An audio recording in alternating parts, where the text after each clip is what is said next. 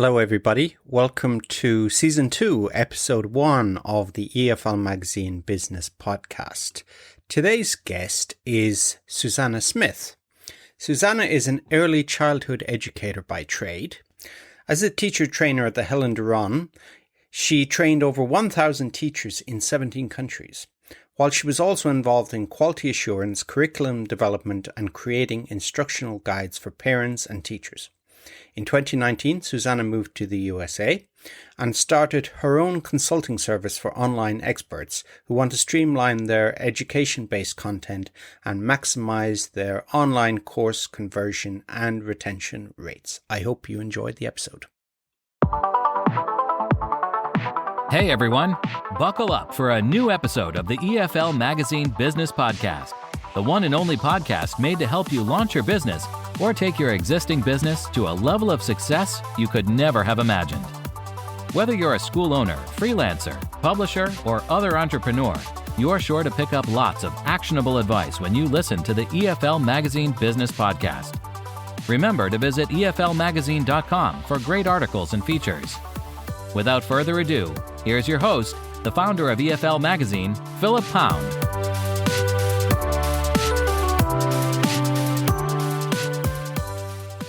Yay! Hello, everyone. Welcome back to the EFL Magazine Business Podcast. Today's guest is Zsuzsanna Smith. Zsuzsanna, how are you today? I'm great, thank you. Great. And you're in Florida, is that right? Am I right in saying? Yes, this is, I think, Philip, this is one of the best places to be grounded, actually. I'm really grateful for being in Florida. Really? Why is Florida so good? Now, I must say, I've never been to the US, so I don't know. I know, obviously, Florida is alligators and swamps and Miami Vice. But what else is, and Tony Montana and all these things. Tell me about Florida. Oh, you got the basics covered, but practically, I think this is one of my friends puts it that Florida is the hold my beer state. So we just do everything, I think the pandemic didn't affect the state as badly as many other places in the world. We still have the freedom, at least in the tiny little town where I live, we still have the freedom to be on the beach every day. We don't have the whole cabin fever thing going on. And people are really laid back here. And funnily enough, the numbers are not worse in terms of COVID. So I think it's really lucky that we can pretty much live a very similar life to the, compared to the pre-pandemic era. Yeah, it sounds like a nice location to be locked down in. Exactly. Yeah. So how did you get to Florida? You're from Hungary originally. Tell me about the route to Florida. Yes, that was it. I'll do the short version, okay? But please make it as long as you need. Okay, so I was born and raised in Budapest, Hungary, and I actually lived in 17 different countries in the past decade and a half. So I think I would qualify as a nomad officially. And yes, I moved to Florida because of love. My husband is American, and after him living with me in this, whole gypsy lifestyle didn't work out so well for the two of us, we moved here and we settled down before the pandemic, which was really a lucky move, as I said. And 17 different countries, over how many years? About over 10 years, I would say. Asia, Europe, I don't expect you to name all the countries, but can you give us an idea? Yeah, the interesting ones. So I worked, thanks to this wonderful company. Do I want to say the name? Please do. Yeah, feel free. I worked for the Helen Doron Educational Group, which is possibly the biggest educational franchise at the moment. It's definitely a market leader in ESL, teaching mostly children, but like lately in the past several years, they were shifting. All these kids are growing up, right? So we are shifting towards teaching teens and young adults. And as you can hear, I still talk like I'm part of that company because I was part of that company for 15 years, and the traveling was part of the job that I had, training the teachers and creating curriculum and creating other types of content for them at the same time. So I worked with Helen directly. It was a privilege, and I learned so much there. And that's how I ended up in these awesome, wonderful countries. Some of the most interesting ones where I lived for about 14 months. I lived in Istanbul and traveled all over Turkey when I ran the quality assurance team there for the kindergarten department. I also lived in Israel in and out periodically. South Korea, if we want to touch Asia, I was there for 9 months, more or less. And I only count those where I stayed longer than just a couple weeks, right? And of course, beautiful countries in Europe that not many people know about, like Slovenia was my second home for a while, Croatia, Austria, Germany. So those are the interesting ones. Wow. So we definitely won't mention the uninteresting ones then. But yeah, so such great countries, and yeah, Slovenia is often overlooked, but the beauty of Slovenia for its size is breathtaking. Yeah. So we won't go through, oh, I've been there and did you do this, but that might take us the whole hour. But yeah, so tell me a little bit more about your job working for Helen. Is it Doron? Is that Doron, the right way to? yes, Okay. Doron, Yeah. Okay. Because the company Helen Doron, they've done some advertising with EFL magazine. So yeah, please feel free to mention Helen Doron as much as I will. But of course, I'm from Ireland, so we have a name Doran, so it sounds like the same, but it's Doron. Yes. Yeah, tell me about your job there, what you were doing. It was a real Cinderella story because the way I found them was very interesting. I got my bachelor's degree in the States with a scholarship, and I went back home to Hungary, and I kind of got infected with the progressive teaching methodologies that I learned in the States. And I saw a big billboard, Helen Doron, education for the young, and then it looked kind of nice. So I called in, and the next week I was in a teacher training course, which just shook my world, because as a troubled student for most of my life, I was labeled as, now you would call them special needs. Back then, it wasn't that kind in the 80s. So I struggled with the traditional learning methods my whole life. And that's why I became a teacher, to help those kids. And this was the perfect place because it's very, very student centered, very student friendly. It's based on encouragement instead of, blame and shame. And it's based on a lot of like how to bring the best out of the students instead of focusing on what they are not good at. So I fell in love with it and taught over 100 kids for several years before Helen actually handpicked us trainers. She picks her own trainers, and then we get trained as a trainer. And then the whole world opens up because the company is present in 36 countries, maybe. That number is usually outdated because they have more by the time I announce it. But I think it's 36, 37 countries maybe. So as a trainer, you travel to the different locations and you do that kind of training that literally changed my life. So I was so happy doing that. And after a while, you just feel that you have done your best in a particular era of your life or in a particular job. And things started to shift for me, especially that I met my husband and we started to, plan a different life. And when I moved to the States, that part of that phase had to end to work for Helen in this particular role, but I loved every minute of it. And you got to travel, and I'm working with Helen herself. So you said she obviously made a great impression on you. Absolutely. Absolutely. She's a fantastic entrepreneur, I have to tell you. Or now she's a huge company owner, right? But she started as a private ESL teacher, walking from house to house in her town where she moved, a foreign country, right? She fell in love, moved to another country and started teaching kids English as a private tutor. And this gigantic company, beautiful educational franchise grew out of that effort. So that's a real success story. And what did you learn from her? Wow, yes, plenty. I'm hesitating because there are so many things I could mention here, and we didn't prep this interview, which is awesome in a way. And the first thing I want to say here is that she never worried about the competition. Like, she just knew that people would copy her, and she almost took it as a compliment. She's like, that's awesome.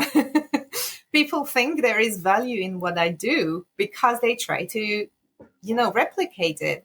That's one thing. And the reason why she wasn't really worried about competition, because all she tried to focus on is how to stay ahead, how to stay a few steps ahead of everybody. And that's where all the effort went, instead of trying to compete with others. And that was a huge lesson for me that I learned from her. Kind of a hidden curriculum, because I wasn't there as a business owner or entrepreneur. I was there as someone on a contract who worked for her as a teacher trainer, but I watched everything else happening, and this was so impressive. Okay, so don't care about the competition, just your own excellence. Yes. Focus on what you're doing. If people want to copy, that's a fear entrepreneurs have, is that somebody's going to steal their magic formula and they're going to do it. But for Helen, that was not the teacher training trumped everything. Seriously, that was the heart and soul. And if you have all the different parts that are holding up an ESL business, right? You have the materials, right? You have the business part figured out. You have all the different elements, but the teacher training is not as brilliant as the Helen Doron teacher training courses are. Then the heart and soul is sort of missing, because everybody can create the most beautiful materials, completely up to date, technological amazement can be present. But if there is no methodology behind it, then it's not going to mean that much, especially in language teaching. So the methodology and the way how they trained the teachers, I think that was their secret sauce. Okay. And for you worked there, and when you left, but I'm sure you're still on very good terms and stay in touch. But you left, and what happened then? Yes, I got onto the entrepreneurial roller coaster, which I thought at that time, when you start out, that's the whole Dunning-Kruger chart. You are at the top of Mount Stupid, seriously. Like, I had the most amount of confidence with the least amount of experience. And then you sort of like get down the slope and reality hits. Like, it's not going to be that easy, and your first idea may not work. So I went through a couple really interesting ideas of what kind of consulting I could provide while I'm in the US. And it was also an interesting time because I was married to an American citizen, but I had to wait for the whole green card process to go through. So I had to be very careful who I work with, how I stay completely legal and very, eligible for living here. So that was a juggling act. But once I got my green card, I started consulting mostly teachers about how to step by step build up a service that actually works for them and for their clients. Because by then I built up a pretty nice clientele and I could actually teach them the same process.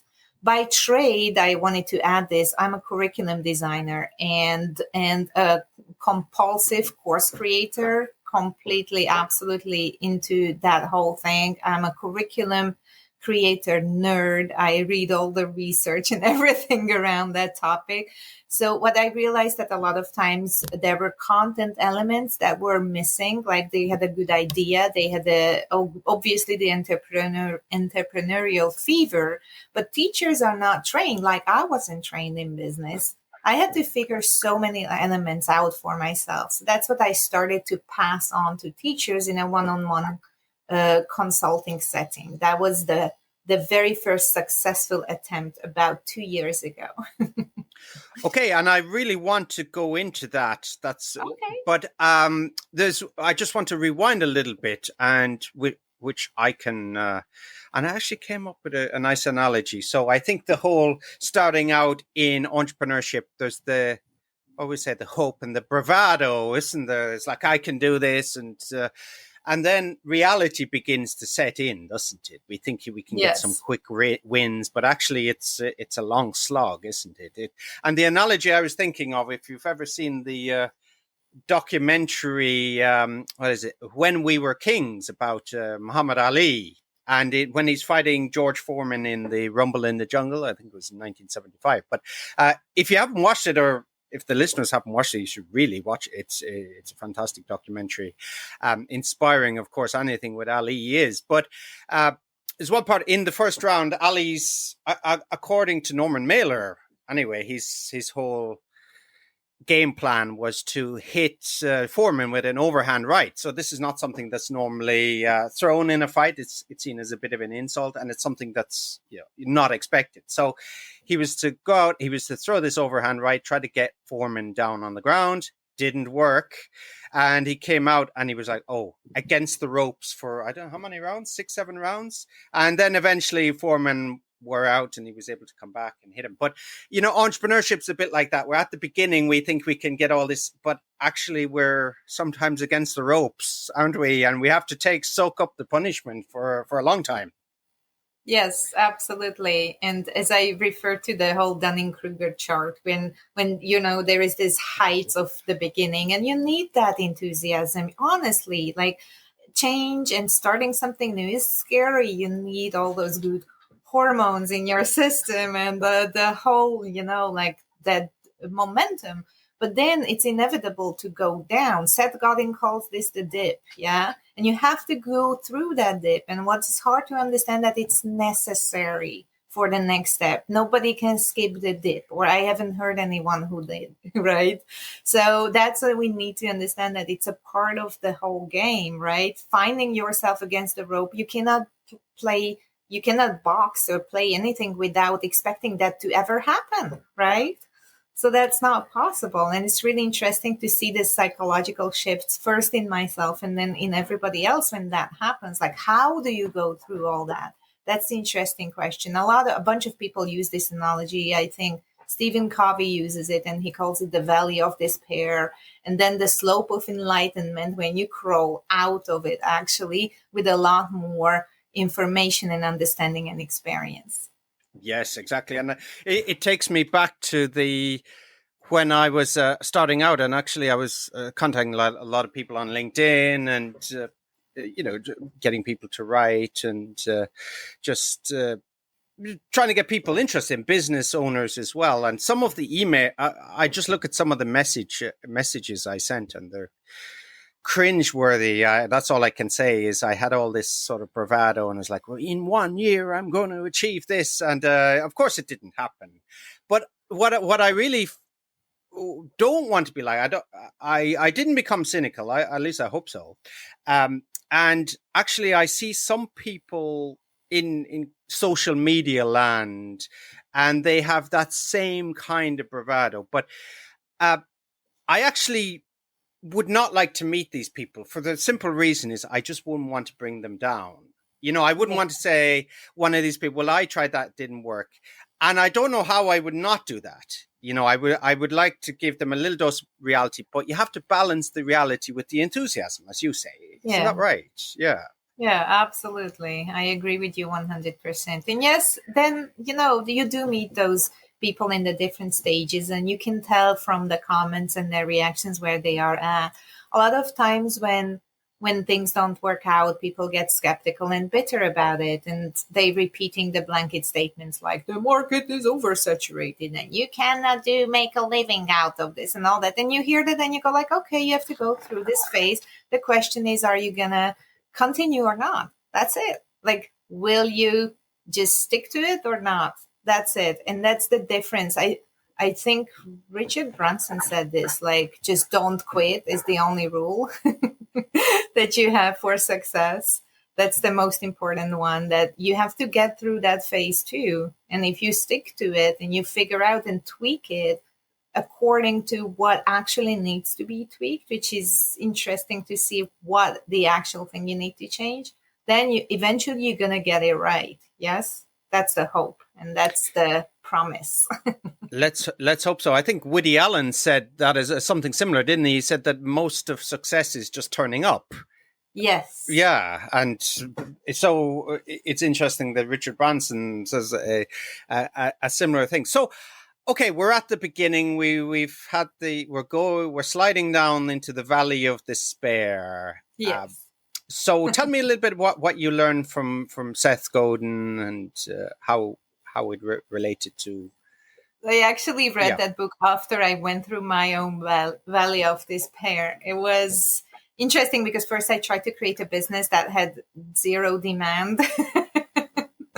I wanted to create a burnout service, like help teachers get out of burnout. But I realized that most teachers have no idea that they are, in that phase, and they have burnout issues. They had no clue that they needed what I offered because they haven't registered their issues the way how I named them and what I wanted to help them with. And it's like, I heard sentences like, yeah, I need half a bottle of wine every evening, but I don't think I have a burnout issue. Like, then, when that's not connected, it's really hard to build anything around that. So I gave up on that first.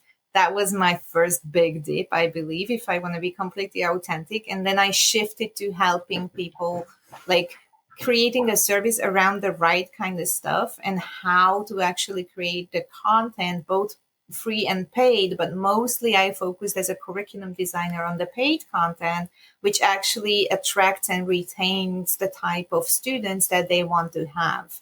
And that seemed to be a very good track. And then COVID comes, which was a dip for everybody, right? Double dip, yeah. Exactly. It's like a dip for the planet. Yes. But things are somewhat getting back to normal. I see things are opening up in Europe a little bit. Of course, here in Japan, it's I think something like only 4% of the population have been vaccinated so far. So I know my friend the same age as me back home and in Ireland, and he's getting vaccinated, but I think it might be a few months off for me yet. So you went through the dip, and tell me more about the business of helping where you finally found success or how you found traction, let's say. Yes.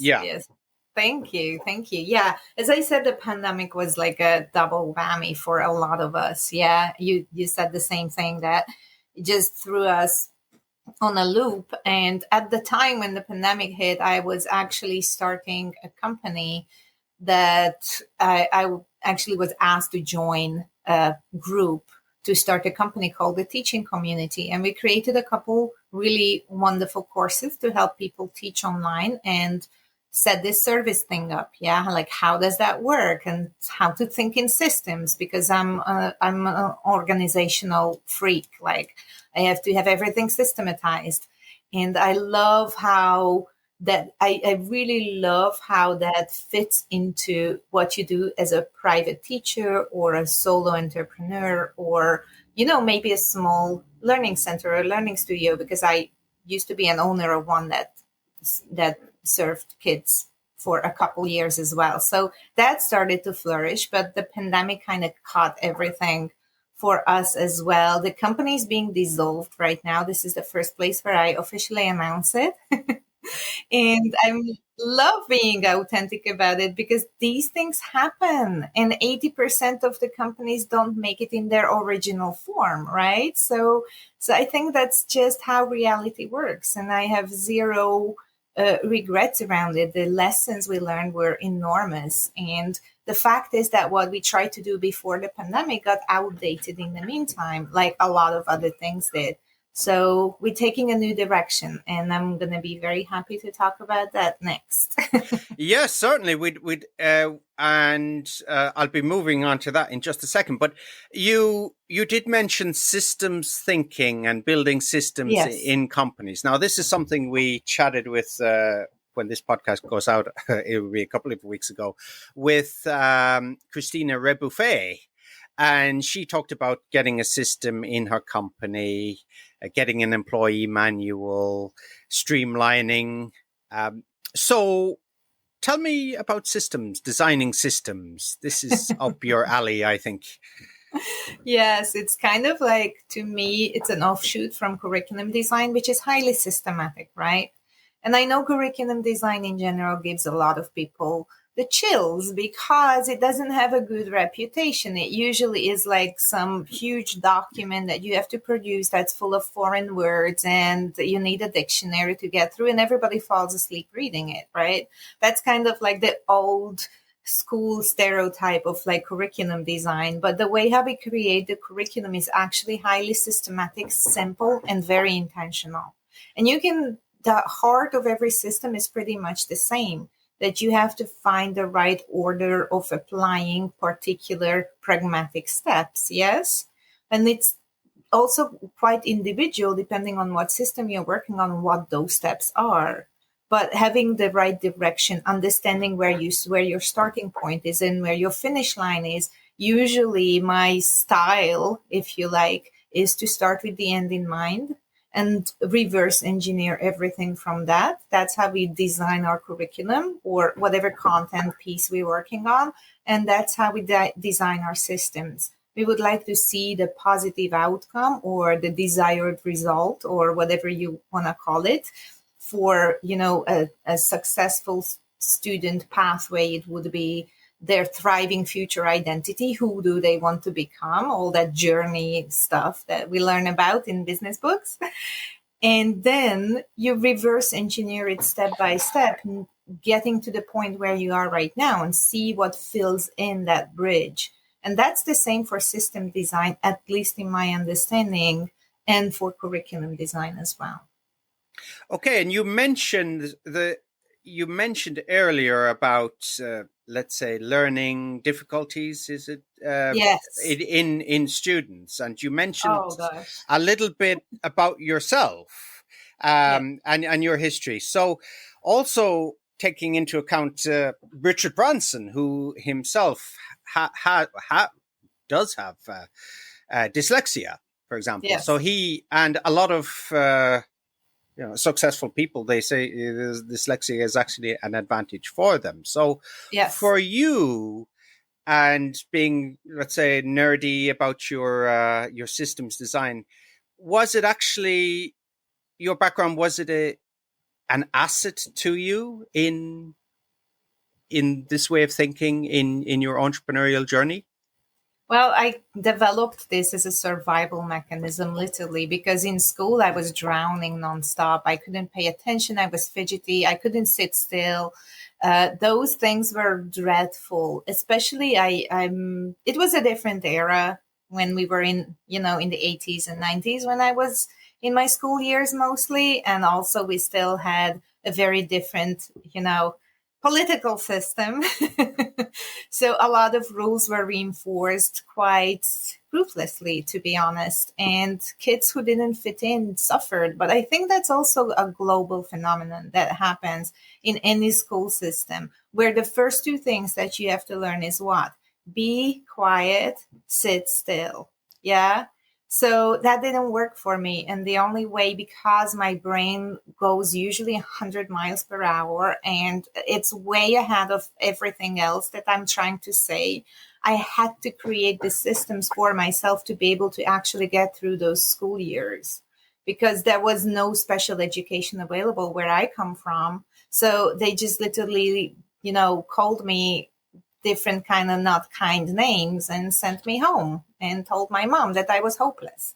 And that was it. That was all the help we got. So I literally taught myself to think in systems so I can fit in the one system that I had to get through just to graduate.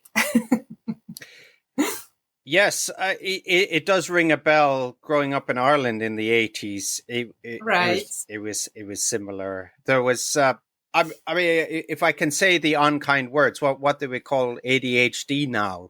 The teachers would say something like, "Your person is just spaced out" or something. That's what they used to say, or "You're a spacer" or something. That's Space the cadet. teachers. Yeah, space cadet. Yes, exactly. So we're glad those things have changed for the better. It sounds a little bit like I'm sure you're aware of John Taylor Gatto. Have you ever read his books? And he talks about something similar about, students being corralled into classrooms, and there's bells and a curriculum, sorry. And there's there's the strict discipline, and how this was brought from the Prussian system. Is that kind of similar to what you're getting at? I guess a lot of us have that experience, but because we take it as a norm, we don't question it anymore. What was that system created for originally? Practically to in my understanding, and I heard this from other entrepreneurs, obviously, like Seth Godin talks about this a lot, or James Wedmore, how it was practically created to produce employees or factory workers, or those people who do what they are told to do, right?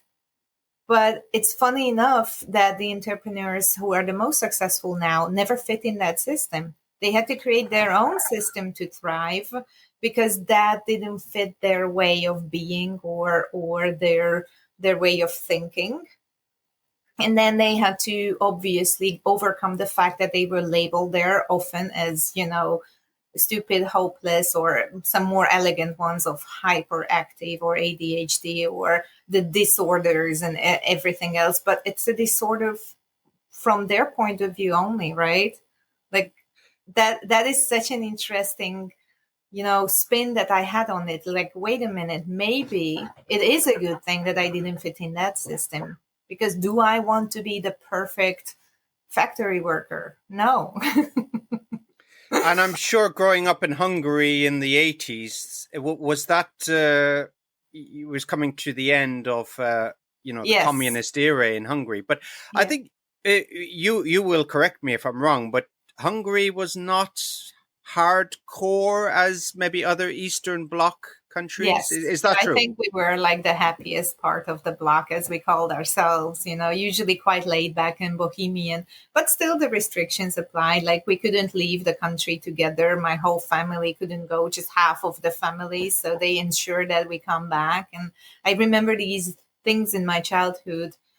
Obviously, it didn't affect me as a kid as much as it would have if I were a grown up in a country. The political system was less important. But I know the rules were very strict, and you kind of had like a life path laid out in front of you pretty much clearly from, I would say, 6th or 7th grade. And you had to do a lot to change that, which I did, because eventually the hopeless kid turned into a teacher trainer. So that was obviously not what they predicted for me in high school. And all the badly behaved kids are now teachers, and they're getting it in the neck from the students. So what goes around comes around. Yeah, I'm not speaking of anyone in particular here, but so that's kind of your background. It's fascinating to hear that and your motivation. So the fact that you didn't fit in, and you were always seen as a bit of an anomaly, or let's say the semi-unkind oddball. Not calling you oddball, but that's what. You're welcome to. Yeah, well, I think so. Well, I've always been called oddball as well.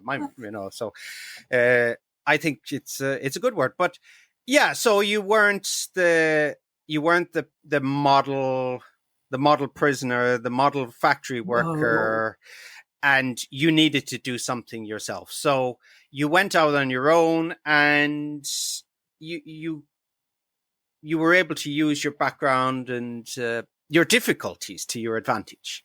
Absolutely. Like when I worked with Helen, I used it to be able to create programs and courses, participating in teamwork. I was never on my own with that, to literally keep in mind how these different children learn differently and how they need different types of input, how they need different kinds of materials and different style of teaching so actually they can participate and enjoy and take something home from it.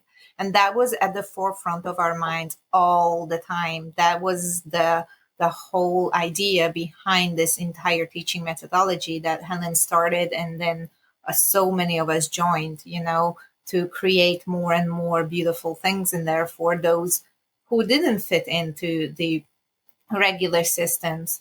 So that was like the best education I could have. And now I'm thinking about how to apply all that, or I'm constantly trying to apply all that knowledge, that background in my consulting services. So I think that's a very rich and beautiful background to lean on.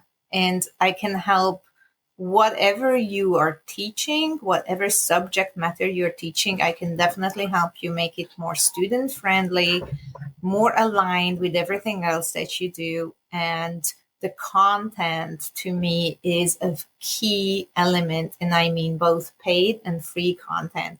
And what's really interesting about COVID, Philip, I think that a lot of things shifted when the online teaching arena became this incredibly crowded space and everything exploded, right? And a lot of old trends, which I would say are trends from 2017 and 2018, before COVID started, they don't work anymore. But those ideas are still flying around all over in the cyberspace. And it's really hard to decipher and decide what's for you now and what's not, because honestly, we don't have that much experience yet with this whole boom that's happening right now. Did I steer the conversation in a completely different direction?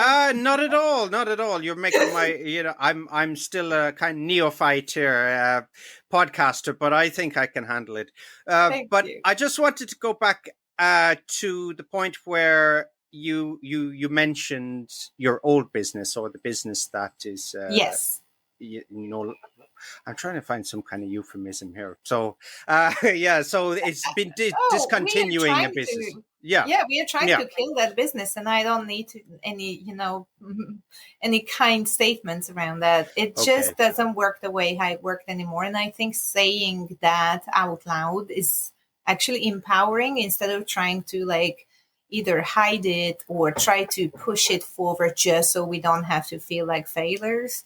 Yes. I think it's a very good idea to assess. Again, assessment is one of my, strongholds. Assess what works and what doesn't. Be able to decide what to put your energy in, and time and money in, and then continue with that. So there is nothing to hide here. It's also like reframing mistakes, I believe, which comes from the educational background. All of us kind of stigmatize mistakes. And Sir Ken Robinson, who is unfortunately not with us anymore, he talks about this in some of his very famous speeches. And he writes about this a lot, how mistakes are stigmatized throughout our entire education. And whatever you learn that early in your life sinks in really deep, right? So reframing and rewiring all that, like looking at what went wrong and using it very differently than as a reason to feel shameful or apologize.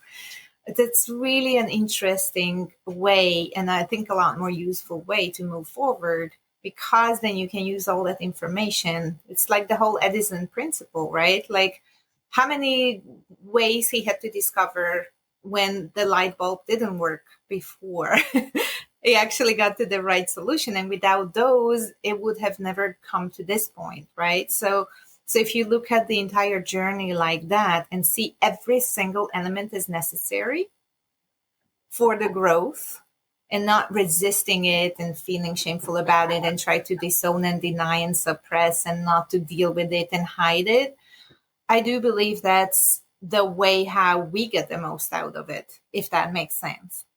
No, absolutely does. And I think reframing has been an NLP as well, yes. Isn't it? Yes. Yes, they coined it. Yes. Yes, they talked about it. Yeah, and exactly with students, and that is so much a thing here in Japan with education. Oh gosh, In yes. general, making a mistake is the worst thing possible. But of course, the upside is if you want to make the best TVs and radios and electronic equipment, you go Korea, Japan, China now, and the no mistakes and not compromising on quality. It's a plus. But for normal life, I don't know, or for learning, being frozen to the spot because of the fear of making mistakes Yes. is a real thing. And how do you find that? Because you were in Korea and different countries and US, culturally, making mistakes as a student or as a teacher or as an entrepreneur. How do you see the attitude there? That's a very good question. Thank you. I think like globally, because the education systems are so similar to each other at their core with their purpose of what kind of good student they try to create, I think we pretty much have a very similar spin on mistakes. How do we handle it later and what we do with it, when we try to take matter in our own hands and process it differently. That the question is, I think, if you have that consciousness or not. And I know I'm using some woo-woo terms here, but you can also call it progressive psychology, right? So if you think about how you think about your own processes and to learn that skill, now more and more education systems start to discover that is as important as teaching kids data about dead kings, right? So this is really interesting to see those shifts. And I know there are huge differences between the cultures. Yes, that is definitely an influencer. And these newer trends take a long while to kind of set foot and stay. But I am hopeful that there is a new trend everywhere. I mean, Helen Doron is in South Korea. That's a good thing because it completely goes against their original, educational principles of like making it easy for the children, making it playful. When you have these deep-rooted beliefs that learning has to be hard and they must feel horrible during learning because that's how I felt and my parents felt and their parents felt, and it needs to be a struggle, then it's really hard to, root a new belief, which is learning is fun, learning is playful, learning is easy. And it works. So that's the hope that the small little things that happen, the shifts will actually change the major trends eventually. Did that answer your question? Yes, certainly. And I wanted to move on as you introduced the new area. You said you slightly went off on a tangent there, but Yes. I'd like to follow that now. So Thank you. you're at we talked about your previous company, and now what are you doing now? And what's your Yeah. plans? Yes. Actually, I am very proud that I got hired as a coach by a company that's called Screw the 9 to 5. So Oh, good name. Yeah. yes, yes. Mm. You can look them up, everybody who is listening, because they are so much fun to work with. They have 460 podcast episodes that are full of value. And we run these boot camps, and we usually have over 1,000 people at a time.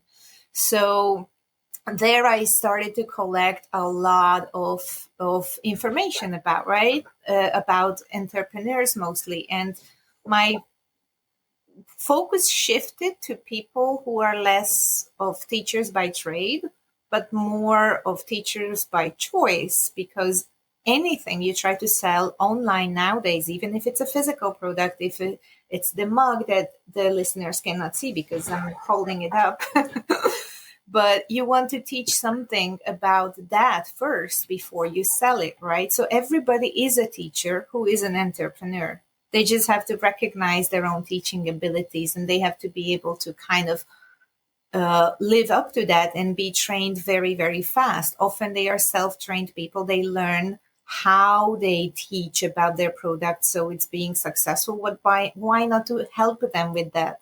Why not to help them on that journey? So with that quite big sample, and this is not exactly the focus of the boot camps. In the boot camp, we practically help you create an outline of a signature program. That's the whole point over there for mostly course creators and coaches. That's the profile. But because I have such a huge sample coming in and I have to give them feedback on their content structure and process real time while they are actually doing the process, I kind of started to collect what problems they are struggling with. And one of the things that come up regularly is what exactly should they put in their free content versus their paid content, and what's the best way to deliver that, where to deliver it, how much to put it. Oh my gosh, the how much question is one of the biggest ones, and most of us make the huge mistake. Lovely course creators, lovely educators, and lovely experts to stuff way too much into one piece of content or one lesson or one course or one module compared to how much people can actually consume. And mostly the most important question, excuse me, is how much can they actually apply and make useful, right? So this is where we try to find the balance in that particular segment of their journey and their business, how to create that balance and alignment in the content creation. Yeah, and it's interesting that you mentioned people try to stuff too much into a course. Oh, yes. It's a little bit like feature creep, isn't it? With companies, they put on these bells and whistles and features that people don't know about or won't use or are not useful for them, and they do a lot of research and development, and they go in the wrong areas. But I find that myself. I think a lot of people do is we say, okay, to make something of value, we have to do more and work harder. And just, we do one thing and we decide to branch off in different areas, or, we elaborate too much on what we're already doing. So tell me about that. That's interesting that other people also struggle with that.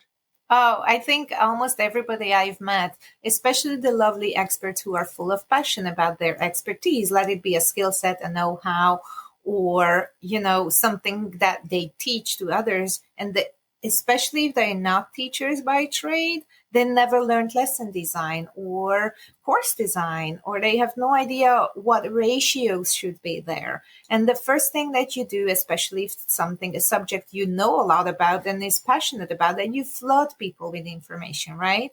And often it's unstructured or not structured right. And then because everybody's running for the hills, you go like, oh, I probably don't provide enough. Let me put more in there. Yeah, people want more information all the time. More information. But that's not the problem. That's not the original problem. Another PDF is not going to fix the course that's structured wrong. That's my point here.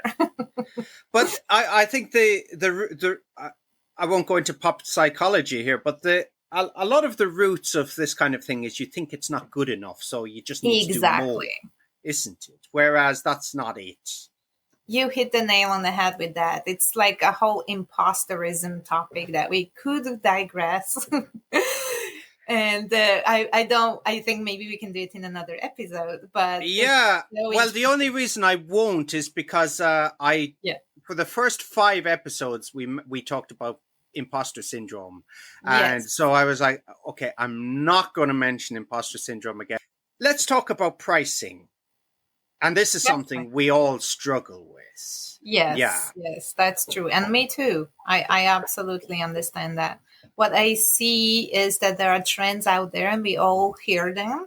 It's like premium pricing will attract very different customers than, when you undercut. And especially in the ESL era, I think, or English as a second language territory on the internet, there is a lot of red ocean phenomenon when people try to undercut each other, and there is a lot of competition going on, and often it brings out insecurities. I'm not going to use the other I word, okay? The whole imposter syndrome around pricing, I just said that, but I don't want to talk about it in detail, is practically that we don't have any training on how to price objectively, right? Which is already an interesting quest on its own, because how can pricing be entirely objective? Like, seriously, what would you base it on?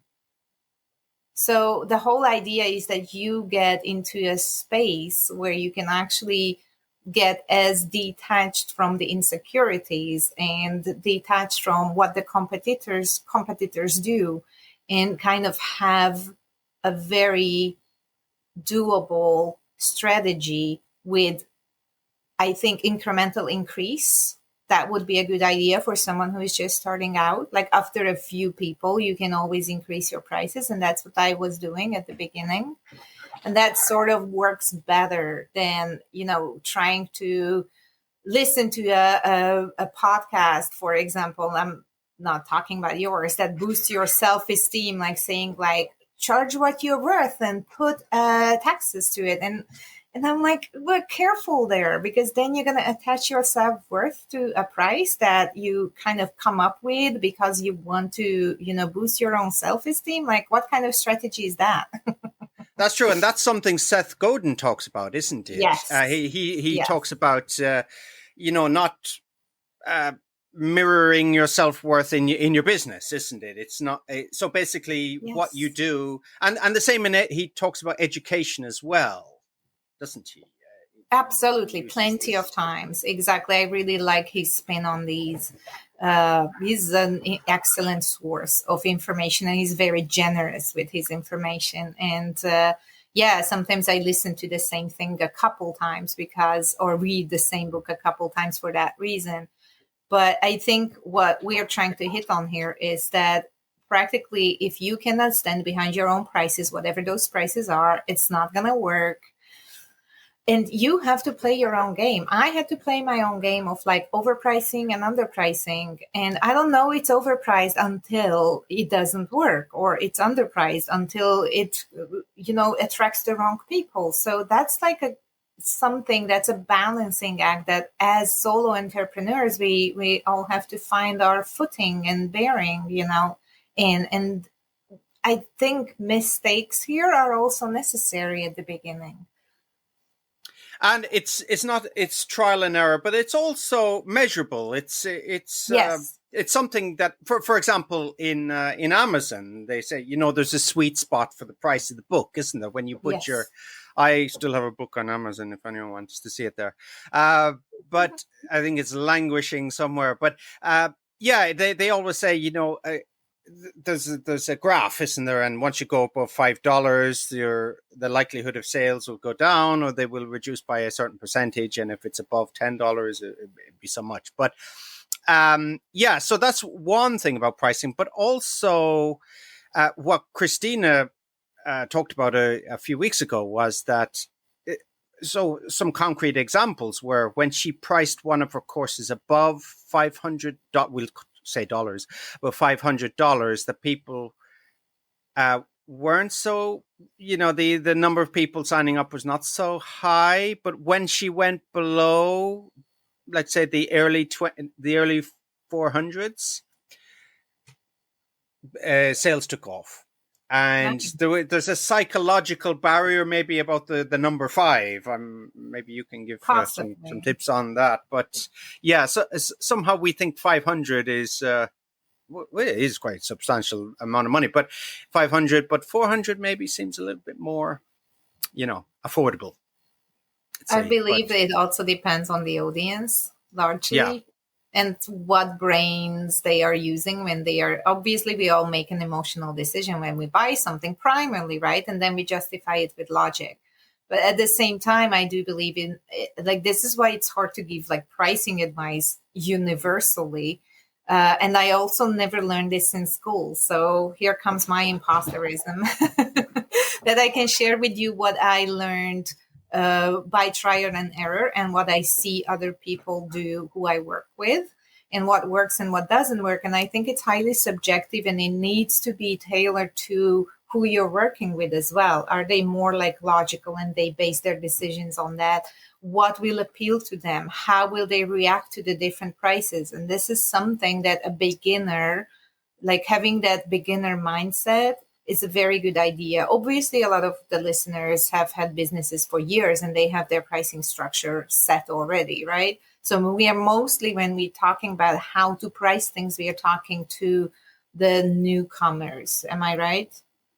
Yes, exactly. Yeah, pricing. But I think for people who are already in business, maybe looking to diversify, in certain areas, maybe some people in the consulting and they would like to perhaps sell courses, for example. Yes. That's a completely scaling. Yes, that's a big buzzword too.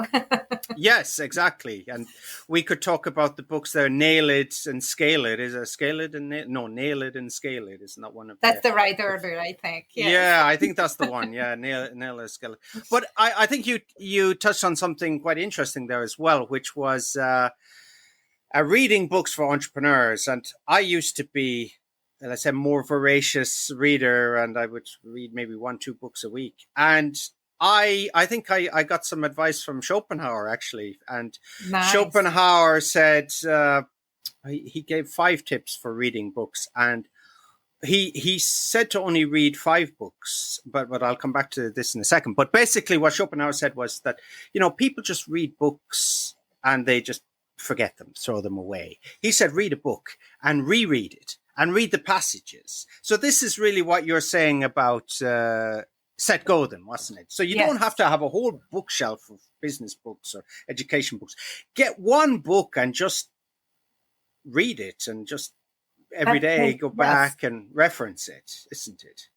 Yes. It's a very different level of knowledge when you kind of know about something and when you can actually apply it, right? And use it and have the whole thing working and come alive in what you're doing. That's a very different thing. And we could talk about this all day with teachers, how there's a huge difference. And you see this in a classroom, or you see this in a group, or you see it between your individual students, where they are on that journey. If they have no clue, from the no clue phase to the beautiful application phase when they actually using it actively, right? So it's the same for us.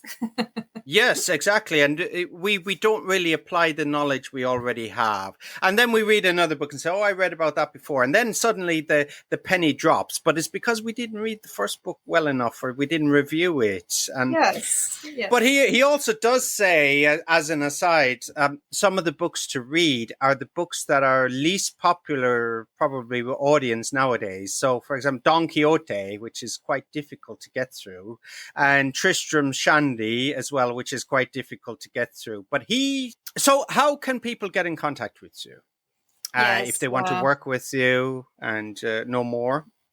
Thank you very much. Like, I wholeheartedly recommend to check out this Through the 9 to 5 website. And my own personal website is zsuzsannasmith.com. It's very simple. I offer my one-on-one services there. Anybody can book a coffee chat with me. I'm very happy to hear about their business and what they are struggling with in terms of content creation, curriculum creation, how to align what you do when you talk about your content with what you do actually in your courses. And my keywords are retention and sustainability, because we also have to keep our own sanity while we are creating and serving, right? So those are very important principles, and I'm very happy to have a conversation with anybody who is interested, and we will figure out how to work together. And the spelling of your name as well. Yes. That's important. Yeah. So ZSUZSANNA Smith. I don't have to spell Smith. No, right? You don't have to spell. I think most people know that one, don't they? So yeah. And of course, the proper pronunciation of your name, Zsuzsanna. It's always entertaining to hear people trying. And I love that you try so hard. Thank you, Phil. It was great talking to you today. And as we say, Zsuzsanna Smith, I'll go for the Z here. Yes, sure. ZSUZANNASMITH, not with a Y, it could be with a Y, couldn't it? .com. And thank you again. Thank you so much. Thank you for having me.